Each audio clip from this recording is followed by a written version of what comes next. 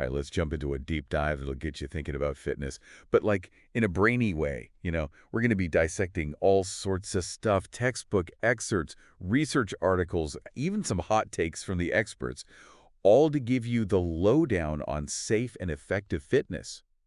Think of it as a workout for your mind, not those biceps.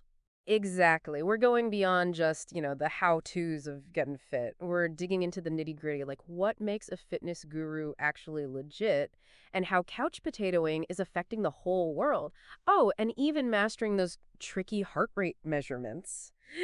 Basically giving you the reins to your own fitness journey, huh? First things first, let's talk about the fitness pros themselves.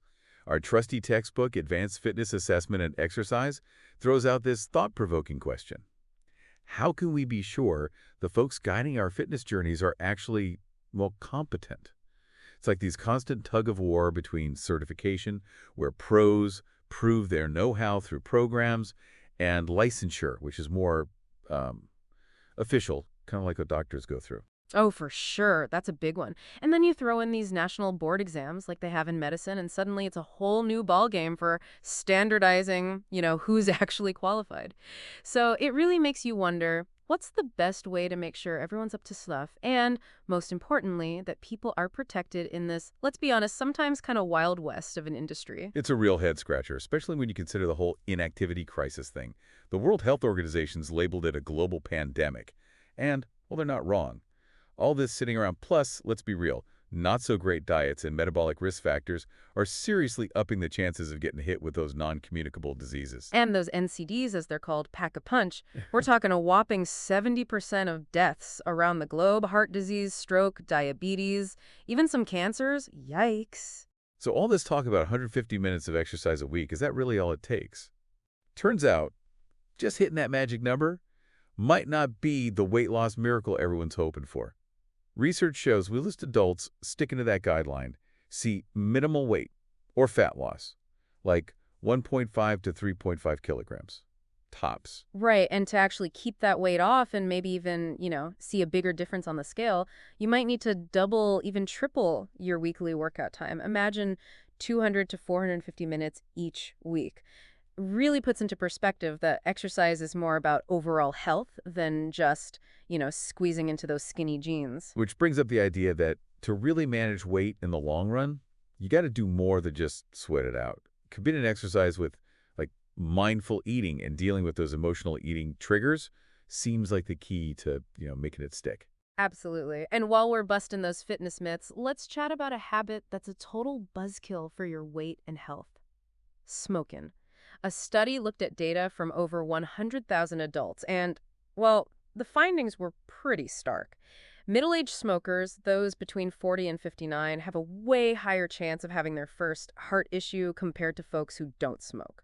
And the numbers are kind of scary. Men in that age group are looking at a 52% risk, while for women it's 44%. See, even smoking affects the sexes differently. And get this, the older you get, the riskier it gets. Talk about a wake-up call to ditch the cigs no matter how old you are, right?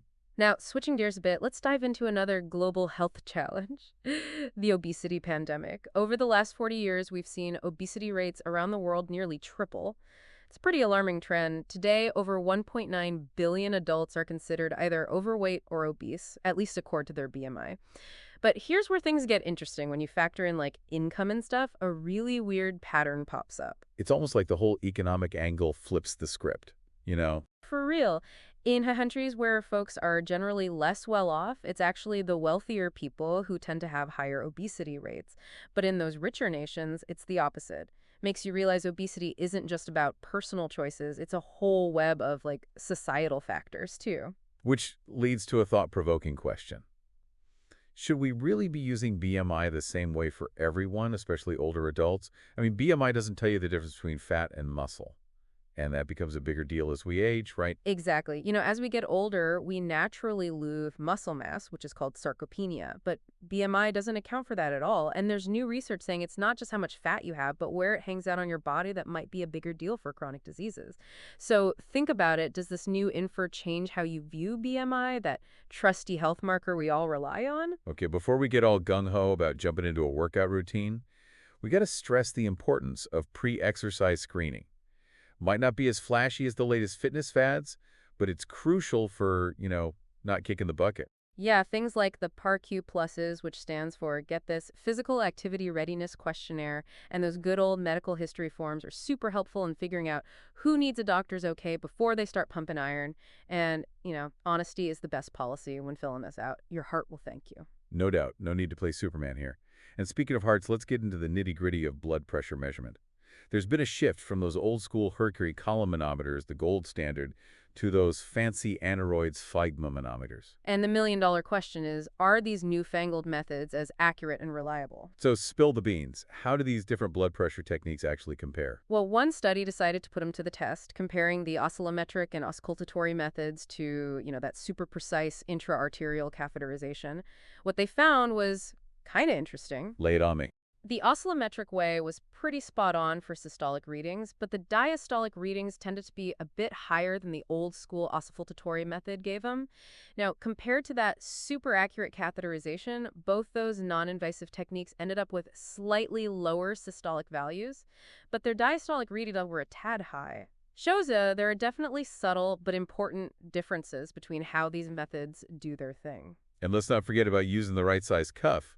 Slap on the wrong one and your readings could be way off, which could lead to some risky misinterpretations and exercise plans that are more harm than good. Oh, absolutely. When it comes to this stuff, accuracy is king. And speaking of accurate measurements, we got to talk about getting those heart rates right.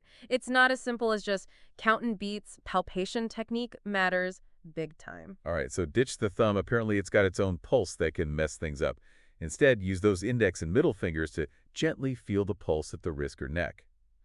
But little word of caution here. Be gentle with that carotid artery.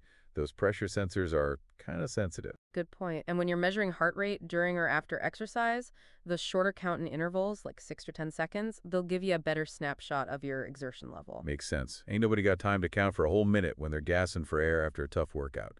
Lastly, let's think about how the actual test and environment can affect those fitness assessment results. Imagine trying to do an all-out sprint in a sauna, not exactly peak performance conditions, right? Keeping the room at a comfy temperature, somewhere around 70 to 74 degrees Fahrenheit, and managing that humidity are key to keeping test anxiety low and making sure those results are legit. And don't underestimate the power of a little privacy and putting people at ease during those assessments. When folks feel comfortable and relaxed, their results are more likely to show what they're really capable of without all the nerves and self-consciousness getting in the way. You got it. Creating a supportive and encouraging atmosphere can make all the difference in helping someone reach their full potential. As you can see, there's way more to fitness than meets the eye. It's about understanding the science behind it all, from checking those professional credentials to mastering precise measurements, and even recognizing how the test and environment itself can play a role. We've definitely covered a ton today, so ready for a quick rundown of our top 10 takeaways? Let's do it. We'll condense all those key insights, giving you a framework to chew on as you continue your fitness journey. First up, we dug into that whole debate about how fitness professionals prove they know their stuff, weighing the pros and cons of certification versus licensure, and throwing in those national board exams just to spice things up. Really makes you think, what's the best way to protect people and make sure everyone in this industry is playing by the rules? Number two, we face the harsh reality that all this sitting around is basically a global pandemic, fueling the rise of those non-communicable diseases, which, sadly, are responsible for a whopping 70% of deaths worldwide. Talk about a motivator to get moving. Third, we busted that myth that exercise alone is a magic bullet for weight loss. Sure, the recommended 150 minutes a week is a good starting point, but it might not melt those pounds away like you'd hope.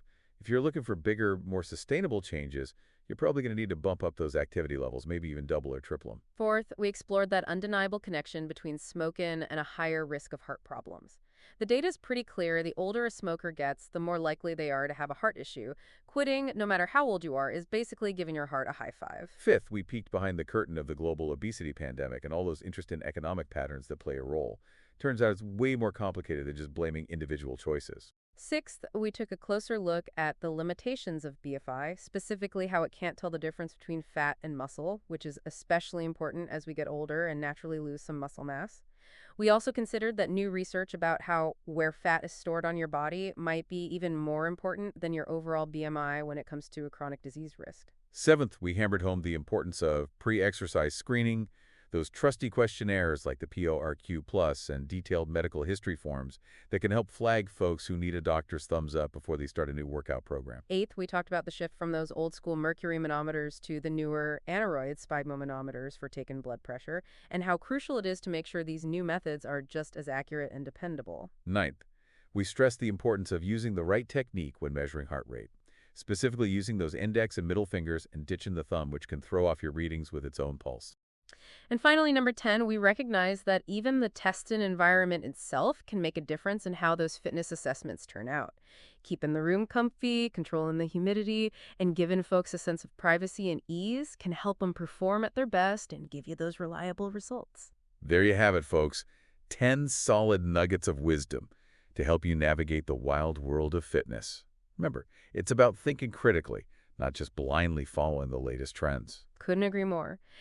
But even with all this knowledge, we gotta remember that fitness ain't a one-size-fits-all kind of deal.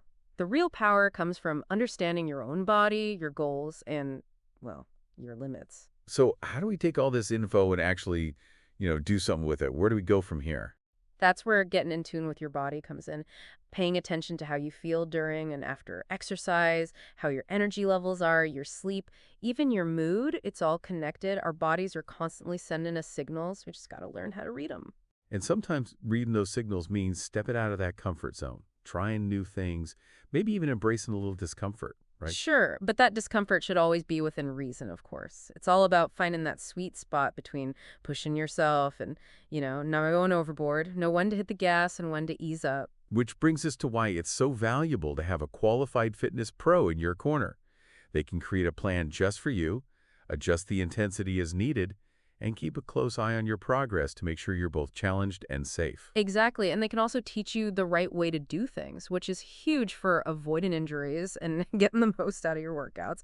Remember, fitness is a journey, not a destination, and it's best enjoyed when we focus on both progress and taking care of ourselves. So keep exploring, keep learning, keep moving, but above all, keep listening to your body. It's the ultimate guide to unlocking your full fitness potential. Well said. And on that empowering note, we wrap up this deep dive into the fascinating world of fitness and exercise science.